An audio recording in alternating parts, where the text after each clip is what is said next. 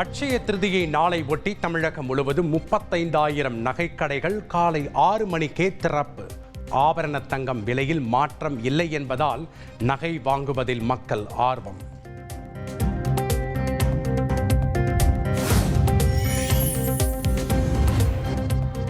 அட்சய திருதியை நாளை ஒட்டி போட்டி போட்டுக்கொண்டு சலுகைகளை அறிவித்த நகைக்கடைகள். கிராமுக்கு 400 ரூபாய் வரை தள்ளுபடி. வைர நகைகள் வாங்கினால் 3 கிராம் தங்க நாணயம் பரிசு என கவர்ச்சிகர அறிவிப்பு.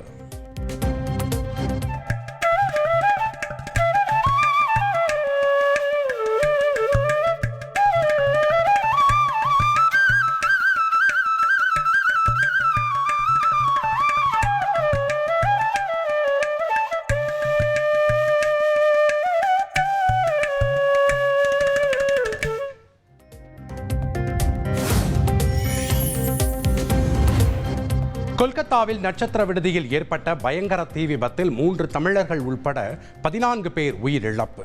தீ காயங்களுடன் மீட்கப்பட்ட பலர் மருத்துவமனையில் அனுமதி.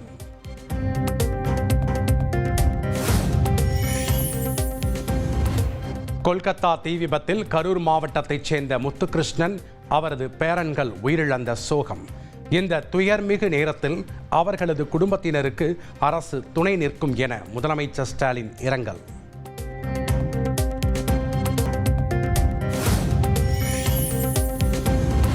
தமிழகத்தில் 234 தொகுதிகளிலும் திமுக கூட்டணி வென்றாலும் வியப்பில்லை என முதலமைச்சர் ஸ்டாலின் உரை. எதிர்க்கட்சியினர் எத்தகைய கூட்டணி வைத்தாலும் ஒரு கை பார்த்து விடுவோம் என்றும் பேச்சு.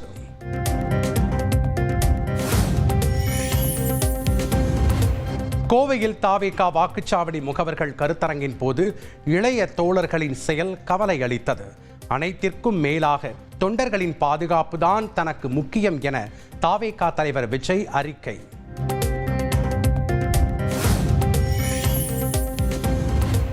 விருதுநகர் மாவட்டம் சாத்தூர் அருகே பட்டாசு குடோனில் பயங்கர வெடி விபத்து.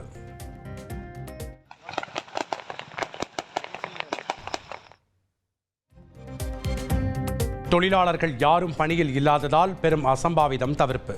உரிமையாளர்கள் 2 கைது.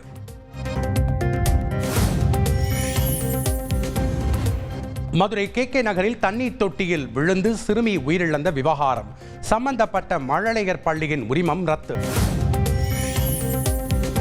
மாஞ்சோலை தேயிலை தோட்ட தொழிலாளர்களுக்கு விலையின்றி வீடுகள் வழங்க அரசாணை வெளியீடு. முதற்கட்டமாக 20 அடுக்குமாடி குடியிருப்புகளை வழங்க 60 லட்சம் ரூபாய் ஒதுக்கீடு.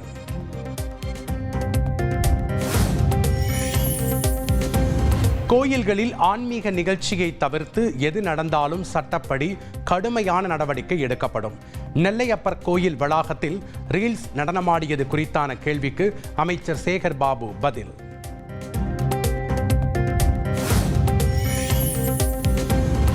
தேமுதிக இளைஞரணி செயலாளராக விஜய பிரபாகர் நியமனம்.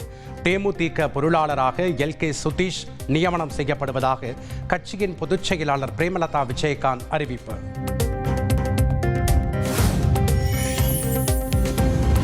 வேதாரண்யத்தில் 94வது உப்பு சத்தியாகிரக நினைவு தினத்தை ஒட்டி செல்வ பெருந்தகை தலைமையில் காங்கிரசார் பேரணி.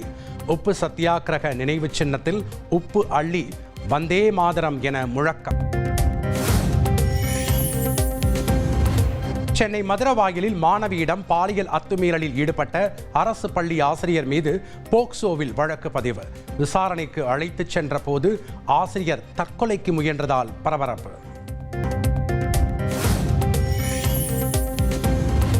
காஞ்சி சங்கர மடத்தின் 71வது மடாதிபதியாக பொறுப்பேற்றார் ஸ்ரீ கணேச சர்மா. ஸ்ரீ சத்ய சந்திரசேகரேந்திர சரஸ்வதி என பெயர் சூட்டி ஆசி வழங்கினார் விஜயேந்திர சரஸ்வதி சுவாமிகள். சத்ய சந்திரசேகரேந்திர சரஸ்வதி.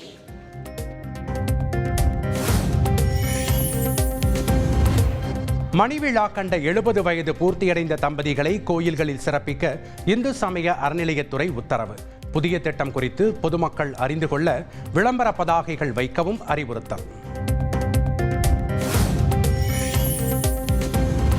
ஜம்மு காஷ்மீர் எல்லையில் பாகிஸ்தான் ராணுவம் மீண்டும் அத்துமீறி தாக்குதல். இந்திய ராணுவம் தக்க பதிலடி.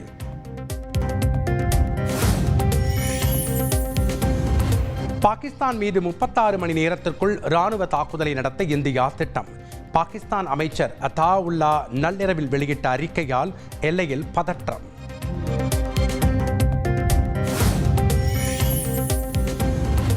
பஹல்காம் தாக்குதல் எதிரொலியாக ராமேஸ்வரம் ராமநாத சுவாமி கோயிலில் 24 மணி நேரமும் துப்பாக்கி ஏந்திய போலீஸ் பாதுகாப்பு. தீவிர சோதனைக்கு பின்னரே பக்தர்கள் கோயிலுக்குள் அனுமதி.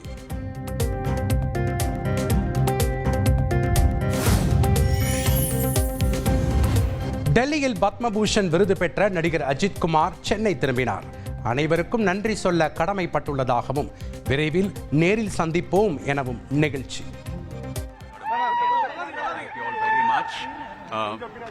நேர்ல சந்திப்போம். Will meet later.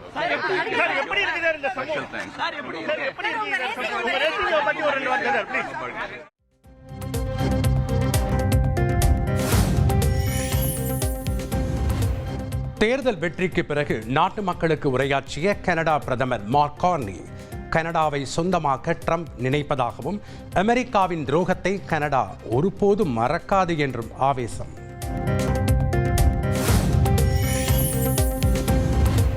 Chennai Chepauk மைதானத்தில் இன்று இரவு 7:30 மணிக்கு சென்னை பஞ்சாப் அணிகள் பலப்பரீட்சை. சென்னை அணி ஹாட்ரிக் தோல்வியை தவிர்க்குமா என்று ரசிகர்கள் எதிர்பார்ப்பு.